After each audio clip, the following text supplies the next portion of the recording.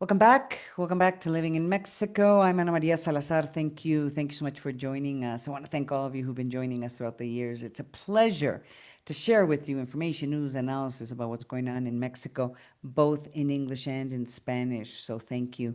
Thank you so much for joining us. Wow. This has been it's been a very interesting week. Not only in, well, of course, international news. If you've been following what happened in Peru, there's a new president.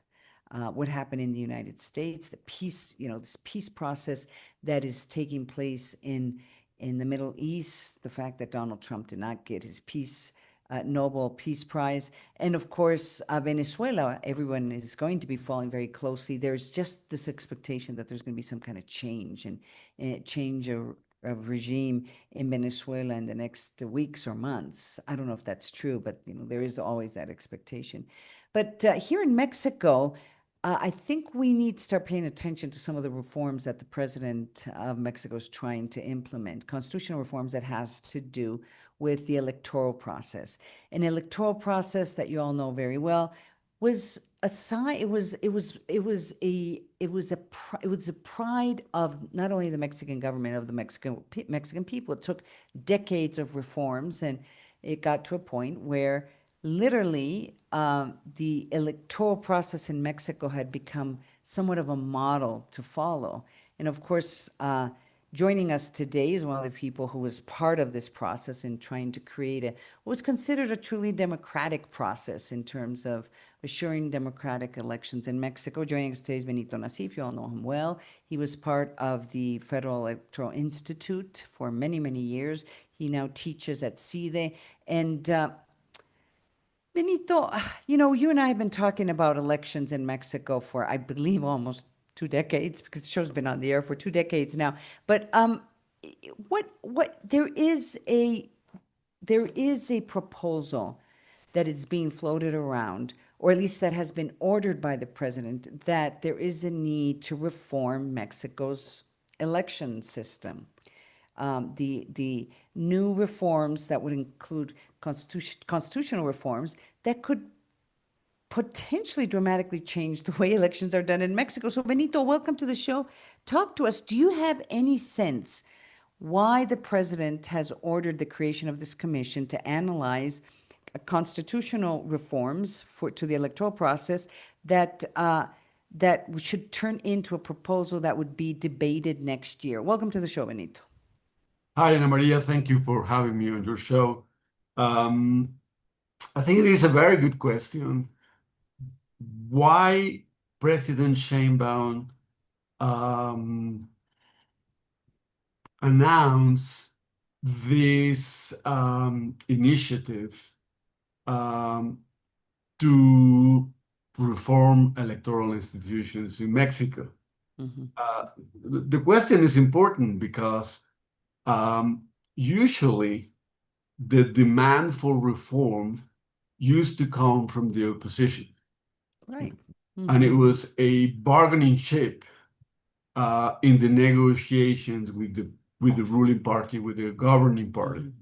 Mhm. That's the way it used to be since uh, 1997, when 1996, when President Cedillo um, um, basically committed his administration to reforming in a definitive way the electoral institutions in Mexico. That's the reform that created the INE as an autonomous and independent body. That's, I believe, the founding reform Mhm. of Mexico's democracy uh, in by the end of the 1990s. And Mhm. what we had until 2018 was basically a uh, pluralistic system where no single party or no single political force had the Mhm. power to unilaterally change electoral institutions. Mm-hmm. That is no longer the case. Mm-hmm. After the ruling by the Electoral Tribunal in last year, basically, uh, that granted a constitutional majority to the official coalition or to the governing coalition, which is basically Morena and its allies, Mm-hmm. that unified political force had the capacity to change the constitution at will, basically Yeah. unilaterally without Mm-hmm. taking into account the demands of the opposition. Mm-hmm. That's why uh, uh, most analysts, basically people committed to democratic values, Mm-hmm. were um, surprised, um, maybe scandalized by President Sheinbaum's announcement of her initiative of reforming electoral institutions because it's going to be There is a going to be a reform. reform that comes from above, But comes directly from power. and that's what's so worrisome because if anything, the Morena as a party has done superbly well, extraordinarily well. I mean, Absolutely. it is if the party that has most benefited from Mexico's electoral process and the freedoms it provided was Morena, and now we're all trying to figure out, well, what do they want to change? I mean, how much more do they want to benefit from it? I mean, they control, the Well, they judicial want to close branch. the door to lock in the door from inside so they That's can yeah. perpetuate themselves as the ruling party of this country.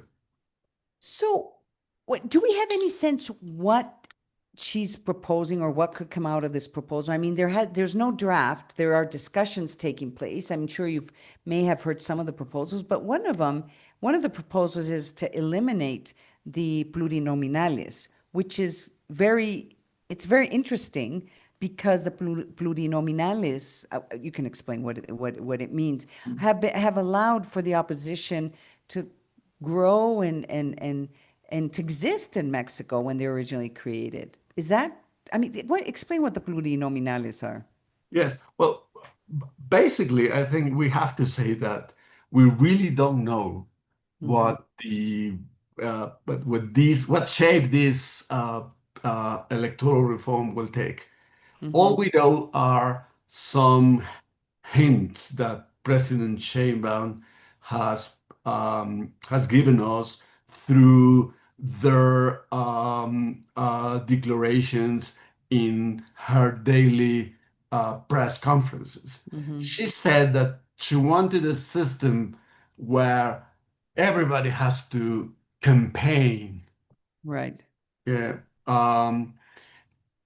In our present system, uh, we have two types of candidates. Mm-hmm. One is candidates for single member districts, and they are the ones who do the campaigning, Mm-hmm. yeah, before elections. Right. And then we have multi-member multi-member circumscriptions or districts, Mm-hmm. um, where parties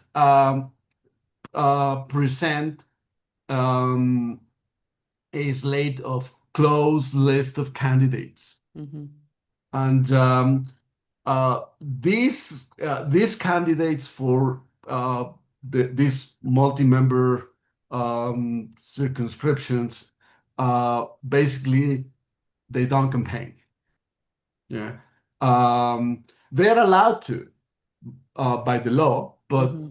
But they uh, traditionally don't campaign because they're there because of either their expertise or because of what they represent in the party or they're usually the ones who make the greater contribution to the right. legislative activities in the Chamber Right. of Deputies and the Mm-hmm. Senate.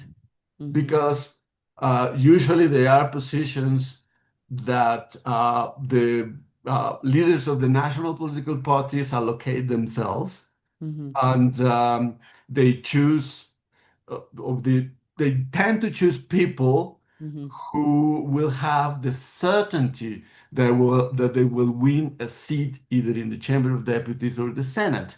Mm-hmm. And they tend to have a higher profile Right. than the single member district candidates. So, you know what, Benito, I just realized we ran out of time. And I had so many questions to ask you. Promise me you'll come back next week because I mean, this is literally, we have to tell our audience, this is literally the beginning of the discussion, and we really do not know what is in any proposal or what they're going to propose. But there is this preoccupation and this question mark as to why they are want a reform of a system that has clearly benefited them and pretty much has given them everything. So, Benito, I'm so sorry I have to interrupt you right here. Promise me you'll come back and once we have a little bit more information, and we'll start kind of untangling what the government is trying to do, what the president's trying to do. Benito Nacif, he's a former commissioner at the Federal Electoral Institute, and he's been joining us throughout the years. Thank you so much for joining us. Thank you, Ana Maria. Thank you. We've got to go to commercial break. I hope he comes back really soon because this is a very important conversation. But we do have to go to commercial break. I'm Ana Maria Salazar, and you're listening and watching Living